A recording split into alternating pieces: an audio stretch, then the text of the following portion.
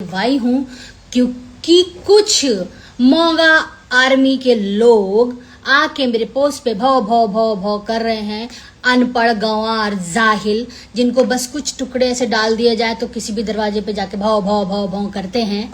तो वो लोग क्या हो गया, मैंने एक पॉडकास्ट किया था जिसमें ना उन लोगों ने पूरी बात सुनी ना पूरा देखा। बस उनको क्योंकि जो उनको पे कर रहे हैं ना वो उनके पास लास्ट कुछ मन से कहीं बेचारे दिख ही नहीं रहे हैं, कुछ है ही नहीं। तो उनको क्या है, उनको आदत है कंट्रोवर्सी में समझ में नहीं आता, मैं रहने समझाता हूँ। की। अभी तो हाल ही सोच में रहे अंजना थे सिंह ने पोस्ट कि कास्ट की थी, उसमें खेसारी लाल यादव को कुछ गलत बोली थी कि जितने भी खेसारी आर्मी थे इनको कस के रेले। तब लाइव आकर खेसारी आर्मी और खेसारी फैंस के बारे में क्या बोली, इस वीडियो को देखने के बाद आपको पता चलेगा। फिर देखिए इस क्लिप को क्या बोल रही है आगे। ये मौका मिला है वापस से कंट्रोवर्सी शुरू करते हैं या कुछ तो करते हैं कि वापस हमारे प्रिय भैया जी फिर से लाइमलाइट में आ जाएं।